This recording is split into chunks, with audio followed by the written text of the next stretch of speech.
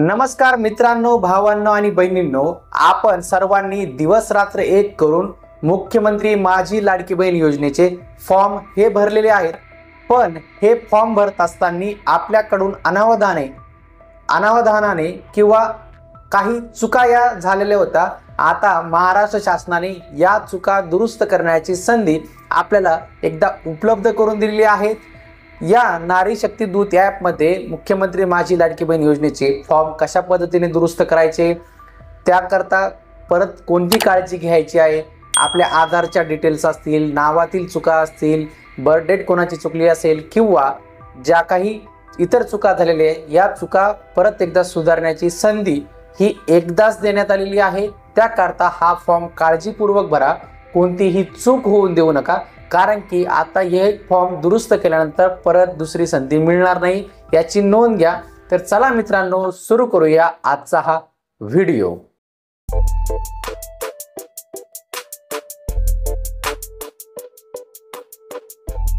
मुख्यमंत्री माझी लाडकी बहीण योजनेचा फॉर्म हा दुरुस्त करण्यापूर्वी या नारी शक्ती दूत ॲपचं जे काही अपडेट आलेलं आहे ते अपडेट आपण आपल्या मोबाईलच्या प्ले स्टोअरवरती जाऊन ते अपडेट करून घ्यायचं आहे ॲप्लिकेशन। त्यानंतर फॉर्म भरण्याला सुरुवात करायची आहे, कारण की ॲप अपडेट नंतरच हा ऑप्शन आपल्याला आपल्या ॲप्लिकेशनमध्ये मोबाईलमध्ये दिसणार आहे, त्याची नोंद घ्यायची। आता आपण बघूया की कशा पद्धतीने आपण हे फॉर्म दुरुस्त करू शकतो।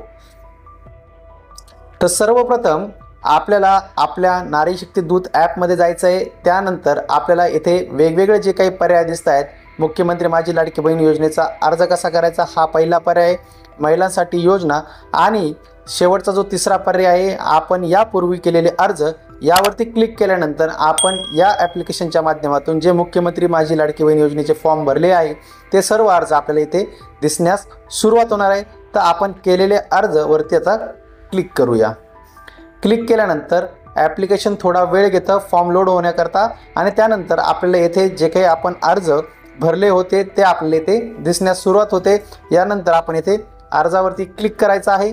क्लिक केल्यानंतर आपल्यासमोर हा अर्ज हा लोडिंग होण्यास सुरुवात होईल। थोडा वेळ घेईल, सर्व्हरचा इश्यूज आहे किंवा आता सर्वच लोक हे ॲप वापरत आहेत, त्यामुळे हा ऑप्शन आपल्याला लोड होण्यास वेळ घेऊ शकतो। त्यानंतर येथे अर्जदाराचा जे काही आहे तो संपूर्ण तपशील आपल्याला इथे दिसतो। आता इथे वरती आपण राईट साईडला कोपऱ्यात बघितलं की आपल्याला जर कोणाचं SMS व्हेरिफिकेशन जर पेंडिंग राहिलेलं असेल तर SMS व्हेरिफिकेशन या पर्यायावरती आपल्याला क्लिक करून ते SMS व्हेरिफिकेशन आपण पूर्ण करू शकतात, किंवा जर आपली कोणतेही डिटेल्स ह्या भरायच्या राहून गेल्या असतील, चुकीच्या भरल्या गेलेल्या असतील, मग तो बँक खात्याचा तपशील असेल, अर्जदाराचा फोटो लोड झालेला नसेल, आधार कार्ड असेल, आदिवासी प्रमाणपत्र, उत्पन्नाचे प्रमाणपत्र, रेशन कार्ड, जन्मदाखला किंवा इतर जे काही कागदपत्र जर जोडायचे राहून गेले असतील, चुकीचे जोडले गेले असतील, तर आपल्याकरता ही पहिली आणि शेवटची संधी असणार आहे। तर डिटेल्स एडिट करण्यासाठी आपण एडिट या पर्यायावरती क्लिक करायचं आहे।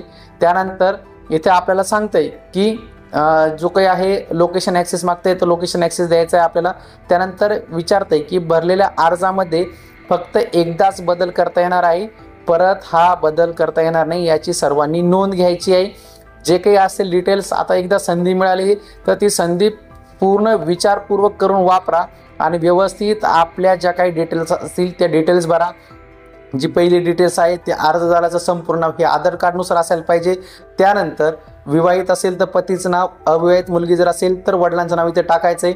त्यानंतर महिलेचे लग्नापूर्वीचं नाव, त्यानंतर बर्थ डेट जर कोणाची चुकली असेल तर बर्थ डेट, त्यानंतर हा जो काही अर्जदाराचा पत्ता आहे तो आधार कार्डप्रमाणे आता आपल्याला ते टाकायचा आहे, याची सर्वांनी नोंद घ्यायची। आपल्या ग्रामपंचायतीचा पत्ता, पिनकोड हे सर्व आधार कार्डवरील डिटेल्सनुसार टाकायचे आहे। त्यानंतर मोबाईल क्रमांक आणि आधार क्रमांक आपल्याला इथे भरायचे आहे। ते भरल्यानंतर आपल्याला शासनाच्या इतर विभागामार्फत कोणत्या योजनेचा पर्याय जर आपण चुकून सिलेक्ट केला असेल किंवा आपल्याला तो निवडायचा असेल तर ती इथे दुरुस्ती करायची आहे। त्यानंतर विवाहित अविवाहितीचा पर्याय आहे तो, त्यानंतर महिलेचा जन्म जर परराज्यात झाला असेल तर त्याच्या डिटेल्स आहे, त्यानंतर जर कोणाचे बँक खात्याचा तपशील चुकला असेल तर आपल्याला आता ही संधी आहे, आपण आपल्या बँक खात्याचा तपशील इथे दुरुस्त करू शकतो। मग त्यात बँकेचं नाव असेल, बँक खातेधारकाचे नाव असेल, बँक खाते क्रमांक अकाउंट नंबर असेल, IFSC कोड असेल, यापैकी जी चुकलेलं असेल ते आपण इथे दुरुस्त करून घेऊ शकता। त्यानंतर आपला जो काही मोबाईल नंबर आहे आधार क्रमांकाशी जोडलेला आहे का नाही हे इथे आपल्याला कन्फर्मेशन द्यायचं आहे। आणि त्यानंतर जो काही शेवटचा पर्याय आहे तो म्हणजे डॉक्युमेंट्स अपलोडचा। आता या डॉक्युमेंट्स अपलोडमध्ये आता काहींनी आधार कार्ड एक साईड भरले होतं, त्यांच्याकरता आधार कार्डच्या दोन्ही साईडचे आपण फोटो अपलोड करू शकतात। त्याकरता काय करायचं आहे की आपल्याला हे जे काही डिलीट साईन दिसतंय आपल्याला उजव्या साईडला याच्यावरती क्लिक करायचं आहे। त्यानंतर इथून फ्रेश डॉक्युमेंट आपल्याला अपलोड करायचे। हे सर्वांच्या बाबतीत असणार आहेत। मग आदिवासी प्रमाणपत्र, जन्म प्रमाणपत्र, शाळा सोडल्याचा दाखला यापैकी जे कागदपत्र अपलोड करायचे राहून गेलेले आहेत काहींचे किंवा ॲप साइन आउट होत होतं, तर आता इथे ते सोल्युशन आलेलं आहे की जर आपले कोणतं डॉक्युमेंट जोडायचं राहून गेलेले असेल, चुकीचं डॉक्युमेंट काही जोडलं असेल तर आपण इथे ती दुरुस्ती करू शकता। दुरुस्ती करण्यासाठी जे चुकलं असेल डॉक्युमेंट ते आपल्याला इथे डिलीट साईनवरती क्लिक करायचं आहे। मग ते कोणतंही डॉक्युमेंट असलं तरी, त्यानंतर महिला जर परराज्यात येत असेल तर त्यांचे डॉक्युमेंट, आता अर्जदाराचा फोटो, जर हमीपत्र कोणाचं जर जोडायचं राहिलं असेल तर ॲक्सेप्ट करून ते हमीपत्रात सुद्धा आपण इथे जोडू शकणार आहोत।